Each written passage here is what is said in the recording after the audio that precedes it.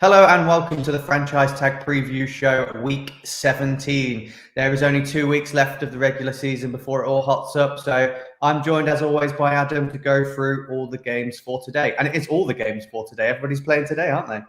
Yeah, it's mental. It's like no Thursday night football, so it's a full-on program. So yeah, we're gonna go at speed, hopefully. So let's get this going and should have fun today.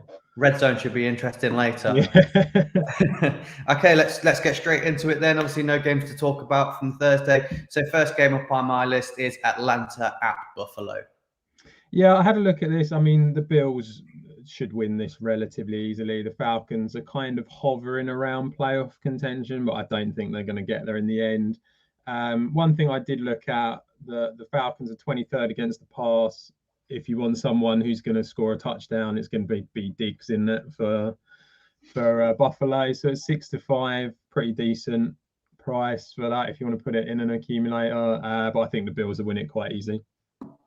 Yeah, they're still playing for something really important. You know, it's not just an off week for them. They've got to try and win that division still. So I think they're going to come out with a stronger mentality of win than the Falcons are, who aren't particularly playing for anything now. So yeah, the Bills looked a lot more impressive last week. A lot more like themselves. I think Singletary's stepped up a little bit over the last couple of weeks, and that's really helped because their run game has been absolutely shocking. So yeah, for me, I think Josh Allen's just too good, isn't he? I think the Bills will quite easily win this one. Yeah. On to the next one. It's another nothing game. It's the New York Giants at the Chicago Bears. Yeah, it's the only game actually. I went through every game and I've got a potential bet for every single one. And then I saw the Giants Bears and just got so depressed. I just assumed it was the game that the Grinch brought to us.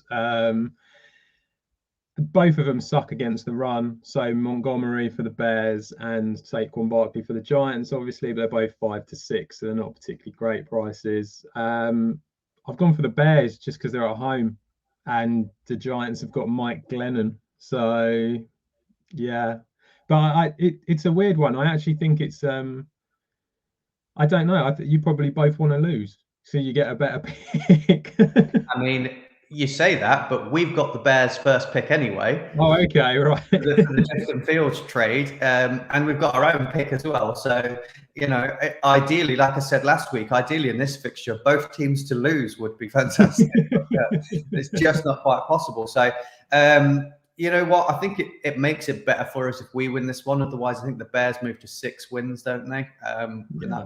That pick then drops quite low. So I think it's both ending with 5 wins puts us quite good top stead to have 2 top 10 picks. So I'd like for us to win, but both organisations at the minute are pretty dire when they come out and play on a Sunday. There's expectation of both of them to do a little bit more, and it just doesn't quite happen. I think the Bears currently are probably doing better than us at the moment, but it's a coin flip game, and I'm going to stick with the Giants just to be faithful for it. You know, we have got some very good weapons. We've got more weapons than they have on offense, so I'm going to hopefully that plays into our factor, and hopefully our defense steps up to its actual capability. We've had some nice players in there. McKinley's had a good season. Azeez Ojulari's had a good season, so fingers crossed they can continue that through this game. So yeah, I've got to go for the Giants. Up next is probably the most exciting game of the early fixtures for me, I think, and that's the Kansas City Chiefs versus the Cincinnati Bengals. Yeah, I think this is going to be the one that everyone's going to want to watch. Definitely like the over in this one. I think they've got a very good chance of hitting over 50 points in this particular game at 10-11. I did have a look at both of them are pretty poor against the pass, actually. I was a little surprised because I know Kansas had a bad start, but it felt like they'd picked up. But in the secondary on both teams, they do seem to struggle. At which point it makes you feel like, you know, Burrow and Mahomes will be throwing it all over the place. And any of them, to be honest, Hill, Kelsey, Chase. The one I do like is Higgins at 7-4. It's the bigger price out of all of them. I think he's definitely one to look at. when it comes to who's going to win it, I've been saying the Bengals all year, and I think that it's going to be a lot closer than what people might think it is. I think a lot of people are thinking the Chiefs are going to win it reasonably comfortably. I quite like the Bengals to cause a bit of an upset here. Yeah, they've both got a bit of momentum going into this. Obviously, the Chiefs got an 8-game win streak, the Bengals a 2-game win streak, but this is the right time to start winning games in a row. The Bengals are at home, and the Bengals, for me, have got the better run game. Joe Mixon's having an absolutely fantastic season, and I just think that that's going to play into massively being able to release Joe Burrow to play action and throw the ball a bit more better than maybe Mahomes relying on just throwing it. Clyde Edwards-Helaire has been better for them since he's been back for fitness. But yeah, the weapons that the Bengals have got and the way Joe Burrow is playing, I want to say the Bengals. I mean, it's very easy to say the Chiefs just because they've been rolling everyone, but they've clinched their division, haven't they? And they're playing for that bye in week 1, but it's not do or die for them. Whereas the Bengals, it means a lot more to them. So I think there's going to be a bit more fight from them. So I'm going to stick with the Bengals as well. Both go for the controversial on the home. So next up is the Miami Dolphins versus at the Tennessee Titans.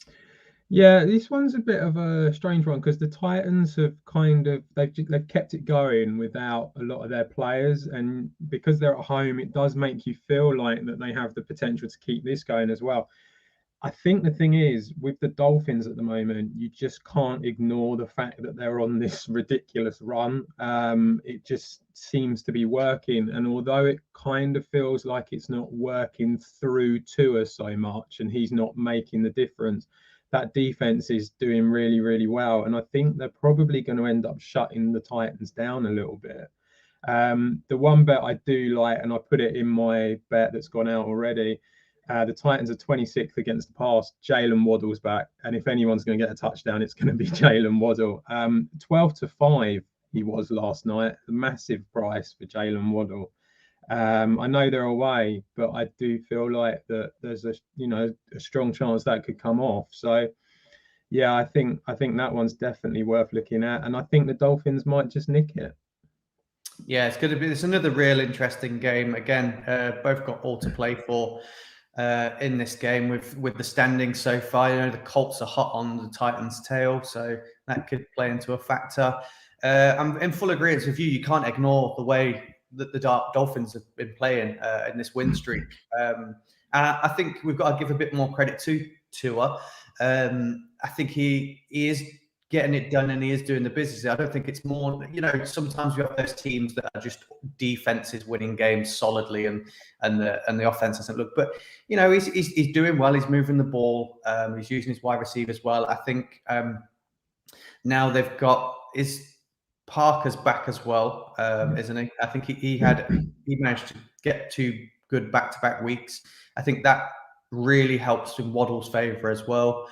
I've been going against the Titans most weeks because I've just thought they'd not be as good without Derrick Henry, but they seem to be producing the goods. AJ Brown was really good last week. I think it's a solid receiver for them. I want to stick with the Dolphins in it. I want to, but I just feel like Titans keep screwing me over. Yeah, let's stick with the Dolphins. They're on this run streak. They are doing well. The Titans have got a fade at one point, haven't they? They've got to. Yeah. They can't keep doing it. On to the next fixture we're looking at, and that is the Las Vegas Raiders at the Indianapolis Colts. Yeah, for this game, I think the Colts will win it. I think they're a much stronger team. One thing that really surprised me actually, and when I was just sort of like looking through some stats of what's happened in the season so far, the Colts really struggle against the pass at home. Like it's a really odd stat in that they give up a lot more, quite a lot more yards at home than what they do away. With Darren Wallace still out for the Raiders, Hunter Renfrow seems to be the guy who Derek Carr normally goes to. He's 13-8, so it's a little bit of a bigger price. He's not too bad, but I have to say, I think the Colts with Jonathan Taylor, Carson Wentz is going to be playing. I think they're going to be too strong for him. Yeah, I think since America changed the rules for isolation days from COVID, I think the Colts managed to get back 5 or 6 of their players, Yeah. including Carson Wentz. So yeah, they're back to their full strength team, which has looked one of the most impressive in this back end of the season. So I know we said last week that they were the dark horse to reach the Super Bowl. And I think beating the Raiders is just another one of those games that they need to sort of tick the box to say, look, this is another team that's of a better ability than some of the teams would beat. So they've got to beat these teams to sort of prove themselves still. They're at home. I don't see that as a problem. Maybe they play in a dome, don't they? So maybe that's the difference. It's a really weird stat. Like I say, I was just looking around, looking at it, and you just suddenly because they're relatively mid-table when it comes to against passing, and then you sort of look at it and it shows you, home and away and stuff like that. And I was just looking at it, and at home there's a good 50, 60 yard difference that they give up as well. Every time I see them, they're getting interceptions. More on the outside seems to be picking everybody off. I'm like, why are they so bad? I wouldn't want to throw into coverage against the Colts, but that's real odd. But yeah, I'm going to stick with them. The Raiders, you say it every year, they manage to find a way to lose it, don't they? And they've caused all sorts of problems again within the organisation. It just seemed to have pecked away at them, and they can't rely on Derek Carr to do it all. It's a bit of a shame, but I'm going to stick with the Colts again. Like I said, I think they're one of the dark horses in this. So we move on to the next game, and that is the Jacksonville Jaguars at the New England Patriots. Yeah, a bit of a dead game, really. I don't see the Jags doing a lot in this game. I think the Patriots will win it. I don't think that they will necessarily cover the spread. I must say that I think they've got something like a 10 or 11 point advantage on it. But yeah, I mean, I think the Patriots will win quite comfortably. Both of them struggle against the run a little bit. The Jags 24th, the Patriots 23rd. Damian Harris, obviously 5 to 6 is a good shout for it. And Ogunbowale seems to be in now for the now that James Robinson's out for the Jags, so he might be worth a little punt at 15 to 8. But I think the Patriots will take it relatively easily. Yeah, Matt Judon's out for this game as well, I believe. I'm not sure whether he's returned, so it's going to be a big loss for the Patriots.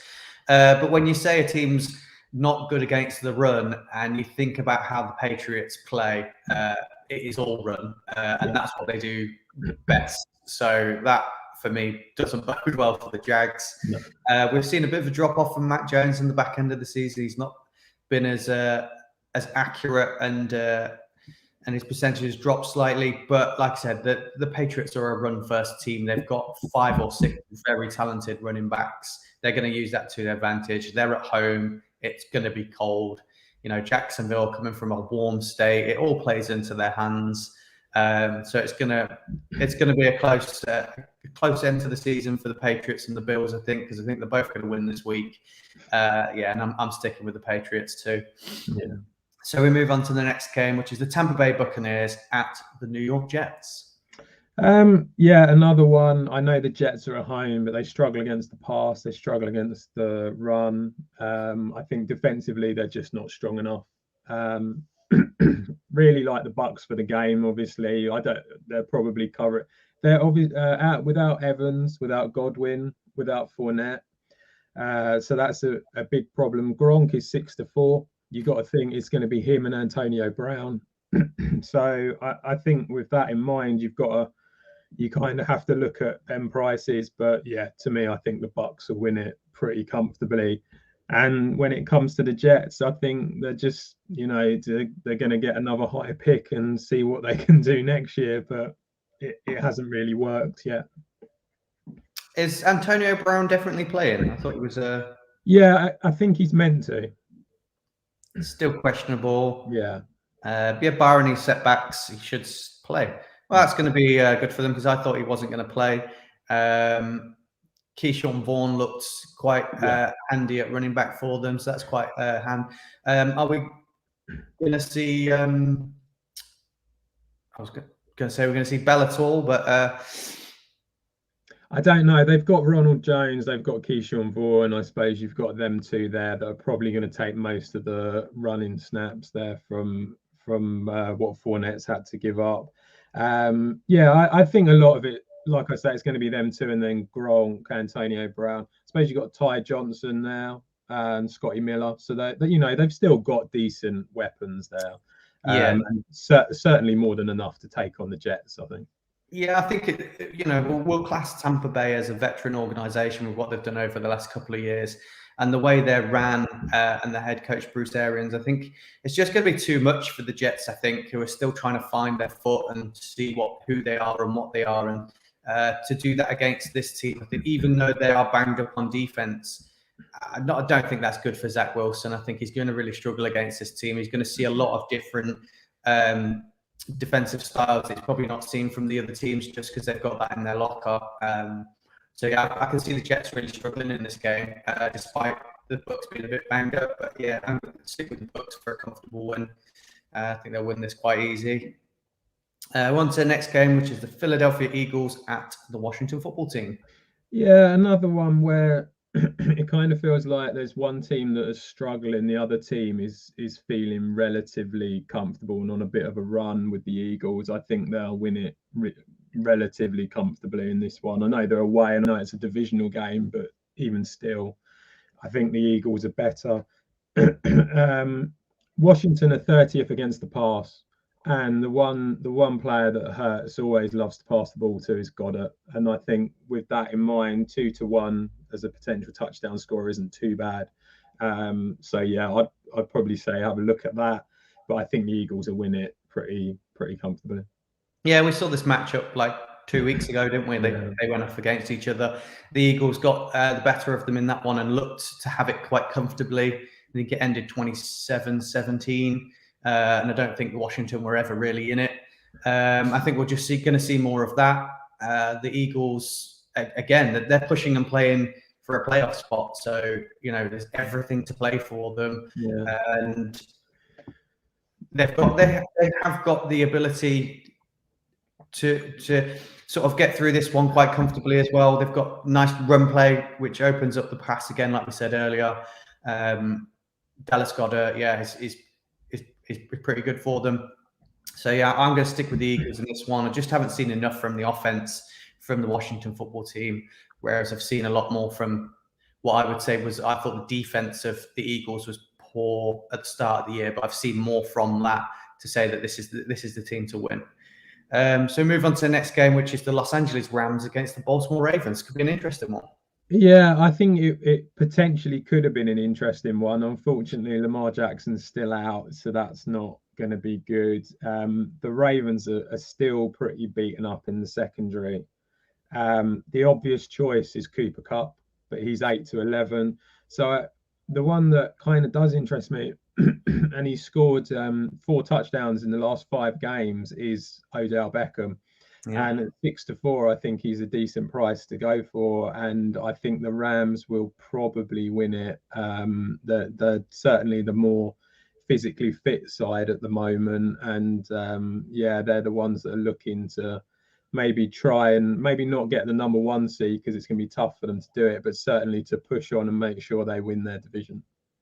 Yeah, I definitely take a look at the odds on both OBJ and Van Jefferson, because I know I've been watching a lot of the Rams lately, and OBJ is not in for every single snap, especially leading up to before the red zone, whereas Van Jefferson is in there every snap, So I'd look at both of them. They're both going to be good bets. Just, the odds aren't going to be great on Cooper Kupp, and I think it'll pay out quite well if you've got either of those other two in there. So yeah, definitely. They seem to have got a bit more going with the run game. We're not going to see Cam Akers this week, unfortunately. He's back, but he's not going to play. I am looking forward to him coming back and playing this. That would be interesting to see him. I think you'll get more out of the Ravens than what you think with how banged up they are, because they haven't been horrendous since having all the replacements in. But the Rams are super strong, aren't they? Their defense is real good. So yeah, I'm going to stick with the Rams as well. Next game is the Denver Broncos at the LA Chargers. Yeah, an interesting one, divisional one. The Broncos have kind of been the team that have flattered to deceive a little bit. You kind of feel like they're about to go on a run and then it never really happens. And it's like, oh, we win a couple, lose a couple, and it doesn't really work. The Chargers really struggle against the run. They always have done throughout the whole season. That's not going to change now. Javonte Williams, 7-4. Been saying it pretty much most of the season since he's been getting more touches. I think I feel like he's taken the goal line work now. And so I think that's a good shout. Obviously, Melvin Gordon as well at 21-10 is a bigger price, but I don't think he's going to see as much work as Williams. I do feel the Chargers are probably going to get this one out of the two. I just feel like the Broncos, it feels a little bit obvious what they're going to do. That's the problem. It feels very much like we're going to run. And then I know they've got Drew Lock there now, so it's a little bit more passing, but it still feels like it's pretty easy to work it out. And I think that the Chargers with that offense at home really do have the potential to put up a big score today. Yeah, it's going to be a close one. If you'd got anything other than the Chargers, I probably would have been calling you out because you want Vic Fangio to be sacked, as we heard during the week. So if you were plugging for him to get to the playoffs, then I'd be going, hang on, what's going on here? But he's not far off of that. And like you say, you might see a bit more from Denver that's a bit different because I think both Javonte Williams and Melvin Gordon both carrying injuries coming into this game. They do, but both of them are meant to play. So. Both are going to play, but are they going to want to be running them every single snap of the ball up the gut into players? Maybe not. They might want to sort of like let them come into the game a little bit slow, and you might see a bit more passing from them. And equally, as we said all year, Denver Broncos have got the weapons on the outside to get the ball down the field. So I don't know. For me, the Chargers are your Raiders. You've heard me say that all year. They find a way to mess it up. This could be one of the games I think they could mess up. So I'm going to stick with the Denver Broncos in this one. I just think, fifth best defense in the league. They have got the weapons on offense. They're still in it. They could still qualify for the playoffs. So, yeah, I'm going to stick with the Broncos in this one. Go for a little bit of an upset in that game. It's the first time. That's the first game that we've disagreed on, isn't it? Yeah. Wow. I don't think we'll disagree on the next one. Although Houston have been coming in with a 2-game win streak. It's the Houston Texans at the San Francisco 49ers. Yeah, really interesting one, this one. Obviously, Jimmy G not available, out injured. So Trey Lance is going to be starting. The difference between him playing earlier in the season and this one is that he's actually got a fit O-line in front of him. And he's got George Kittle there available to him.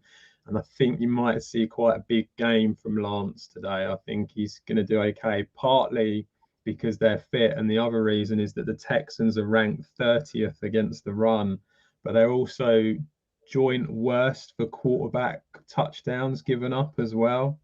So I think you might see quite a game from Lance. I think the 49ers will win it relatively okay. The Texans have looked better, and they've shown that they can compete a little bit more, which is I think something we didn't think that we would be seeing this year. But Lance 11-10 anytime, and also Eli Mitchell. The only thing with Mitchell is that obviously he's been injured. It's going to be a case of whether he's fully fit, whether they're going to give him the touches, and also whether Lance is going to take them away from him. So that's going to be a bit of an issue when it comes to Mitchell. But I think both of them are decent bets, and Lance, especially at 11-10 to score anytime, I think is a good one. Yeah, I think the Jags have maybe paid off some coaches over the last few years just to say, you're rubbish and you can't win games, but we'll give you some money to win some so we can have first pick every year, because every year they manage to somehow get it despite other teams looking equally as bad. And Houston could have done with that first pick. So not sure why they want to win all these games back to back, but hey ho. I'm quite surprised we haven't seen a bit more of Trey Lance over the last sort of when did he start? It was what, week 6, week 7? Yeah, I think he picked up a little injury, didn't he? And also the thing is I think that in fairness to Jimmy G, he's kind of shown that he's been able to get a few games done in the regular season, sort of thing. My criticism of him has always been when he comes up against the big teams, he can't get it done. But when he comes up against teams like just in the regular season, he can do okay, and he's a serviceable quarterback. So I think because of that, there's probably been no need, to be honest. It's like at the start of the season, week 1, week 2, week 3, we saw Trey Lance come in for a few plays. We haven't seen that the back end of the season, and I thought we would. I thought we'd still see him come in for a couple of those trick plays. We see other teams do it. Taysom Hill was doing it with Drew Brees. Jacoby Brissett's been doing it. Various other people have come, they just come in for that odd play. I thought we'd see a bit more of him, but I am really excited to see him today. I'm like you, at the start of the season, the San Francisco 49ers were beat up bad time. They had a lot of injuries. Even Jimmy G struggled. Well, they all struggled. They weren't looking like the team they were. But no, they are back to full health, and they have been playing good football of lately. So, yeah, really, really interested to see how he slots in with that team. I think you're right. I think we might get a big game out of him. And I think they're just too good for the Texans. So, yeah, I'm sticking with the 49ers as well. We move on to another really interesting game. It's probably the best game of the late games, I think. And that is the Arizona Cardinals versus the Dallas Cowboys. Yeah, it's going to be an interesting one, this one. I mean, the Cowboys at home, that offense does so well at home, and the defense has stepped up it's ridiculous how well they've done this year under Dan Quinn. The Cardinals are struggling. They seem to be really struggling, and without DeAndre Hopkins, it's not going to get any easier for them. I think the Cowboys will just blow them away, personally, in this game. I think the Cardinals will be able to put up a few points, but I think the Cowboys will blow them away. Had a look at the betting. Cooper is 8-5. It's not a bad price for someone like Amari Cooper, because at the moment CeeDee Lamb is where all the money's going. So Cooper's not an awful one to look at, but there's so many people to feed on that offense that it kind of almost becomes a bit of a, it's a bit. I mean, it is literally a punt as to whether he will be the one who gets it or not. But yeah, I think the Cowboys will win it, and I think their offense will just be too strong. Yeah, I'm 50-50 with this one. I'm inclined to agree with you with the fact, obviously, the Cardinals have lost a few pieces and they're not looking like they did at the start of the year. Whereas Dallas, over the last couple of weeks, have looked back to their usual selves. They had a bit of an off patch in the middle where they were relying on their defense, but Dak really stepped up last week and showed, he has got a higher ceiling than where he plateaued in the middle of the year. But Cardinals they're not an easy team to write off. I mean, I've tried to write them off many a time, and they always keep bouncing back. But I think the interesting thing to see, whether it came out last week, the week after, Cliff Kingsbury's record after the first 7 games. Even if you go back to when he was at college, you've seen it, haven't you? Yeah. He's had a losing record after the first 7 games of every season of his career, stemming back to college. Yeah. It's mental, and it just seems like it's happened again. I said it at the start of the year. Can they continue it? Because I don't think they can. And yeah, they finished with a nice record, but it was due to that fantastic start. Oh, they're only missing Hopkins. They've missed Hopkins a lot this year. He's out in the middle for a little bit as well. They've still got some nice pieces in there. They've got both Edmonds and Connor are both going to be fit for this game as well. But they don't use them well when they're both available. I've noticed that quite a bit. Yeah, it's at home. I'm going to stick with Dallas for this one. They do look the better team, and the Cardinals are on the decline. So yeah, I'm going to stick with the Cowboys for this one as well. I'm going to stick with you. It is a really weird stat that's how it is. You do kind of feel almost like, is it a motivational thing? Is it almost like they get to a point where they're so far ahead that they feel that they're in a comfortable position, and so therefore he can't motivate them to keep them going, or something like that? It's a really, really weird stat. But yeah, I mean, when it comes to this game, I think the Cowboys are just a completely different beast when they're at home. I think it makes a big difference for them, and that's probably why they'll win it. Yeah, they're plugging for a higher seed as well, so Yeah. it's still to play for them. We move on to the next game, which is probably not that much of an exciting game. It's probably one you'll probably brush over. It's the Carolina Panthers at the New Orleans Saints. Yeah, it's not going to be a great one, is it? Really, to be honest, it's Taysom Hill's back, so you've probably got the best version of the Saints offense that you're going to get. One thing I did notice that they're another team a little bit like the Colts. Their pass against the pass, they're pretty average in the middle. They're not too bad. When they're at home, they're actually last. They give up an insane amount of yards against the pass at home. So because of that, I think they're talking about Sam Darnold coming back. If he does, then I think you're going to see a little bit more of the passing game compared to what you'd get with Cam Newton. So you've got DJ Moore at 7-4. So that's not a bad shout for DJ Moore. Robbie Anderson as well at 3-1. There was a connection there with Darnold back in with the Jets. So and at the start of the year as well. Yeah, so that could come up. But I have to say, when it's very difficult to back the Panthers because you just don't know who's going to start. This is the thing. Is it going to be Newton? Is it going to be Darnold? So you don't know at the moment. Obviously, without McCaffrey as well is a big problem for them. And the Saints defense is it's been strong all year, and it's a good defense. I think the Saints will probably win it. I think they're at home and they've got the best offense they can get out there. I think they'll probably win it. I don't think it'll be a particularly exciting game to watch. Yeah, the Saints are another team that play in a dome. Is there a connection there? No, start playing outside a bit more. Your secondary will do better. Yeah, it's not just the quarterback situation in Carolina. I mentioned it on the show during the week. The game management's been a bit poor, and the decisions that are being made during the game are a bit questionable.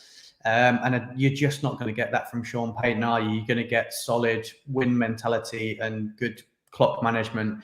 I think that's going to be the difference in this game because they're quite evenly matched up. I think on paper, I think Saints defense has produced the goods a bit more than the Panthers, but on paper they are both very talented. So I think it's going to be a game of head coaches, and Sean Payton is the better one in this one. So I'm going to stick with the Saints to have victory here. So we move on to the next game. Another one. I don't think it's going to be that exciting. It's the Detroit Lions at the Seattle Seahawks. Yeah, another one that's a bit of a naff game. I'd want to go for the Seahawks because they're at home and it's potentially Russell Wilson's last game there. You kind of feel like it is the way it's trending. I mean, it felt like he was going last year, and now you really feel like it. You feel like you want to go for the Seahawks because they're at home and because of the players that they've got, but it's really, really difficult to sort of like justify it, especially after the Chicago game. I mean, the fact that they managed to lose that and yet they were in the lead by quite a bit. They're also ranked 31st against the pass. Seattle. Amon-Ra St. Brown is becoming the guy in Detroit already. I mean, it's crazy how well he's done. He's 2-1 anytime. I think he will score. I do think the only problem with the Lions is they haven't got Josh Reynolds there. I think that's going to be a bit of an issue for him because he's actually been a decent receiver for them. But I'm going to go for the Lions. I'm going to go against the Seahawks just because I think it's all falling apart a little bit and they've got nothing really to play for. And although the Lions haven't got anything to play for, Dan Campbell seems to have brought in this mentality that is getting them to win games and getting them to, or at least to compete. So I think I'm going to go for the Lions. Yeah, I think you're right there. I think, we've said it all season that Dan Campbell, they have been in games, most of the games. They just haven't been able to see it over the line, I think. I bet you wish that the brothers swap teams. I bet you wish that St. Brown. Yeah. Once he got the helmet on, the jersey says the same on the back of it. Exactly. They wouldn't know. Know. Poor old EQ. He's been injured for most of the time he's been in with the Packers. But yeah, I mean, this guy has shown up big time, and maybe it's just because there isn't anyone else there. Yeah. It could just be that, but he does look like he could be decent. He is impressive, and he has played very well over the last 3 or 4 weeks. It's been the back end of the season. He seems to have been able to find his feet. I'm not sure. You make some great points, and they're all the points that I was thinking before you even spoke. You know, Detroit. I think Seattle are the underdogs in this game as well. With the way they've looked, I think people will bet on them to win based on their history and Russell Wilson and DK Metcalf. But the Lions are going to come out swinging.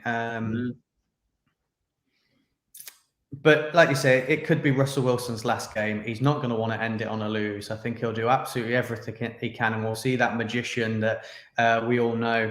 I can't not stick with the Seahawks in this game for some reason. I'm one of those people that remembers what they used to be and hope with my fingers crossed that there is a glimmer of that still there. See, I agree with that, and I can understand why you're going down that route. My only concern with it is I feel like he's been trying to do everything and trying to be the magic man for the last few weeks, and it's just not happening. And that's what I mean. That's the problem. Yeah, I agree, but I've got to stick with them. There might be some fantasy implications in this one as well. But, hey ho. So we move on to the next game. This could be an interesting one with what's happened, but interesting might not be the scoreline, and that's the Minnesota Vikings at the Green Bay Packers. Yeah, I mean, this is I think what could have been a potentially interesting game has kind of, the loss of Kirk Cousins has kind of made it a bit of a downer on it.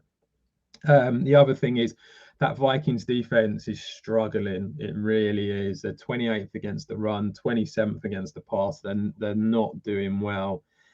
I think you could go for any of them. Devontae Adams at 8-11. You got Jones, Evans, AJ Dillon at 6-4. I think you're seeing AJ Dillon getting more work because Aaron Jones has kind of had a bit of a knee injury and he hasn't been having as many reps as before. Yeah, I think you could go for any of them, to be honest. And I think the Packers will win it. And I believe if we win it, we get the first seed, and that'll be it, done. Yeah, I think the Packers at home, it's going to be very, very cold there tonight. Yeah, I think you're going to see a lot of run game. Yeah. I said the last time these two matched up that it's one of those games that doesn't matter what record you're on or how well you've been playing. Yeah. There's that strong a rivalry that something just comes out of you and anyone can win this. But don't think that's the case this time without Kirk Cousins. I'm a bit disappointed that they're not going to stick with Mond and play Mond. And yeah, that's really interesting that you've said that, and it's interesting that they've decided not to. It's slightly concerning for him, because I don't know if that just means that he's not capable, or whether that means that the Vikings coaching staff have not got him in the right place to be able to. I have a feeling it's probably more the second one. But yeah, I mean it's really interesting that he's not getting the start, because you kind of feel like it would be a good one for him. Yeah. He played all of the preseason, and he showed progression in every single game that he played in the preseason. He ended on the last game with a real nice stat line. He's been the third string, so maybe he hasn't picked up the playbook as quick as Manny, and maybe they think that their Vikings still think they can get something out of this game, and a bit more of a veteran is the way forward, because what are they 7 and... Yeah, I think they're 7 and 8.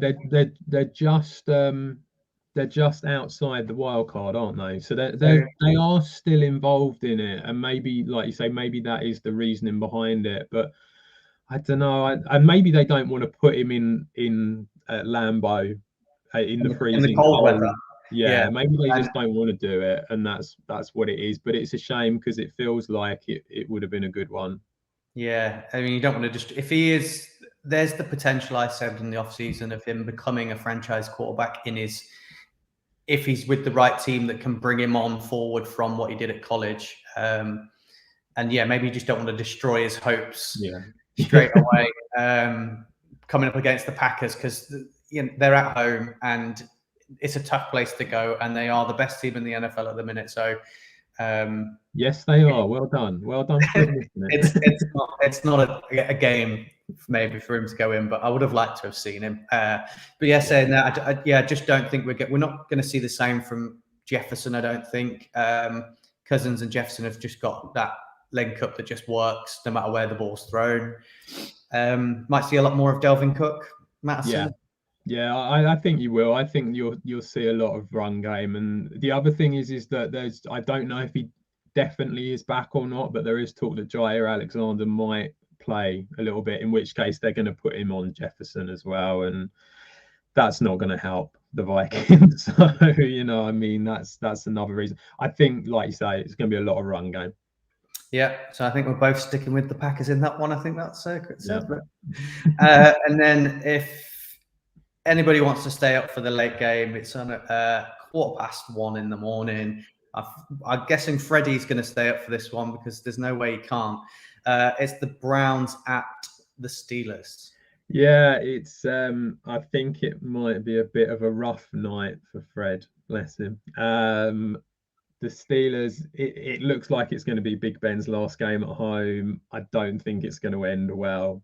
They've been appalling against the run. They're currently ranked last against the run. And the Browns love to run the ball. And Nick Chubb, short price at 8-11, but he's going to score, isn't he? You just know he probably will. And I think the Browns will probably have enough because of that. They're just going to run the ball as much as they can. And, the success for the Browns is basically take it out of Baker Mayfield's hands and give it to the run game. And if the Steelers can't stop the run, then, it's going to be a problem. I think TJ Watt is still pretty banged up. I mean, he's playing, but he doesn't look like the guy that was out there at the beginning of the season. Yeah, I think the Browns are winning. I don't think it'll be a massive win, but I think it'll be quite a low scoring game and the Browns will nick it. It's another one, like I said, against the Vikings Packers. There's so much rivalry in this game. It's anyone's game on the day. We saw Mason Rudolph nearly beat the Browns when he was it last year before. There's a lot to play in this. Both of them have 7 wins. So neither of them have had the season that they probably thought they were going to have. Steelers at home. Are we going to see what we said about Russell Wilson? Are we going to see Big Ben maybe have the game of his life because it's probably his last game? I think that's got to play a factor. They're at home. It's his last game. Najee Harris is having a great season. They've got the weapons. The defense is good enough. Baker Mayfield, again, proven that he can't get it done. I think it's going to be a real close game. I think it's going down to the last kick of the game. I think it's going to be one of them. Someone's going to be pulling their hair out either way. Hopefully, it's not Freddie's gorgeous locks. But I'm not a huge fan of the Browns. I don't really like them as an organization. I think they've done well to get where they are, whereas I've got a bit of a soft spot for the Steelers. So I'm going to coin flip it towards them and say the Steelers just nick this one. Yeah, I hope they do. I hope he goes out in a good way as well. I don't, no one wants to see it. It's not been particularly great this year watching him. It's like he looks like a complete and utter shadow of his former self kind of thing. And it's a real shame that it's sort of like it's come to this, because he's been such a good quarterback for so long. So hopefully he does have a decent game, and hopefully I think he's going to be throwing that ball a lot. I think he will probably take over a little bit and throw that ball a lot. But I kind of agree with you with the Browns. I'm a little bit disappointed in them this year. I felt like they made some really good moves in the off season, brought in some really good players, and it just hasn't really worked. And there's been all the sort of like carrying on with Odell Beckham and everything going on with that. And Yeah, it's just not really worked. And the question of do we pay Baker, I think, is coming up now. And really, to me, it feels like it would be a bit mental if they paid that sort of money for him, because he just doesn't. He doesn't really have the confidence, he doesn't come across as that quality quarterback. He's got the sort of like the gumption for it, and but when he's on the field, it just doesn't happen. But yeah, I just feel like, because the Steelers are so poor against the run, I think the Browns will probably come out of it on top. Yeah, I think equally, we saw it earlier in the season, that when Case Keenum came in for Mayfield, they were still the same Browns. So Yeah, Baker Mayfield didn't make that much of a difference. They could probably just exactly. keep Case Keenum for a year until they find someone, and they'll still produce the same goods. Just put all your money into Nick Chubb, I think, and get a couple more wide receivers in the draft to replace OBJ. I think that would be the way forward for them. I wouldn't pay Baker Mayfield a load of money. I think and Big Ben, like I said, he's the last of a generation, is he, of standing in the pocket for as long as you can and throwing the ball 50 times a game for 400, 500 yards. So he's definitely going to go to the Hall of Fame, isn't he? So, yeah, it'd be a shame to see him go out with a bad game. So that's all the games. Have you got one? I know you put a betting video out, so if anybody hasn't seen that, log on to Twitter and have a look. But have you got a big bet for us for the show? So the betting video that I put out, the treble is 15-1, so it's a pretty decent price. Yeah, I'm going to have it as well. Yeah, really, really like Jalen Waddle in this game. Really do. I think it's a massive price. Was really surprised by it. I know they're away, so maybe that's what it is, but I really like Jalen Waddle.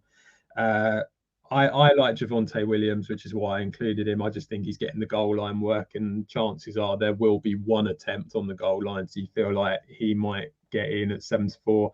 I did Devonta Adams at 8-11 because he just always scores anyway. So that's your 15-1. When you look at other stuff, it's all kind of like there are prices and bets out there. I think, as we said, Trey Lance will have a big game. It's 11-10, but you could put it in a multiple. Beckham, and as you said, Van Jefferson as well. I think them two are decent prices above even, so they're worth looking at. T Higgins, I think at 7-4, has got a good shout. That's it. And Amon-Ra St. Brown, 2-1. I think he's got a very good chance of scoring. So there are a few out there, but yeah, it was. I was having a look at it, and I was really surprised by the odds of a couple of them. I don't know if it's just because they're away from home, so they've bumped it up a little bit. But yeah, I mean, Jalen Waddle, I think my bets will be living or dying on Jalen Waddle this week. So. Yeah, I might have another quarterback one. All the quarterbacks went in last week, didn't they? It seems to be everyone apart from one of them that had on my bet sort of ran in. But this week you've got Trey Lance. I think he's got to be a good bet to get in the end zone. Josh Allen's always a good bet to get in the end zone. I'd probably even put some money on Joe Burrow getting in the end zone this week. Well, Tannehill might not be the worst guy in the world as well. I mean, he did it. Yeah, he did last week. It's not a bad one for this week as well. And yeah, there's a few of them there that you sort of look at it and think that actually they might be able to sneak in and get a touchdown. So yeah. The odds are always good. It's worth a little cheeky fiver. Gets you back nearly 100 quid every time I do it. So yeah, I might have a little look at it. But that's all we've got time for. The main show has been out. If you want to go back and watch that, we talked about some of the head coaches that might get fired or who we think should get fired. Fantasy show, it's going into the last week. It's a championship game. Adam is in that. So if you're interested in finding out a bit more whether Adam wins, then tune into that next week to find out. And we'll be back next week for the final regular season preview show. Yeah. Until then, guys, thanks for tuning in. Best of luck for your teams this week, and see you again.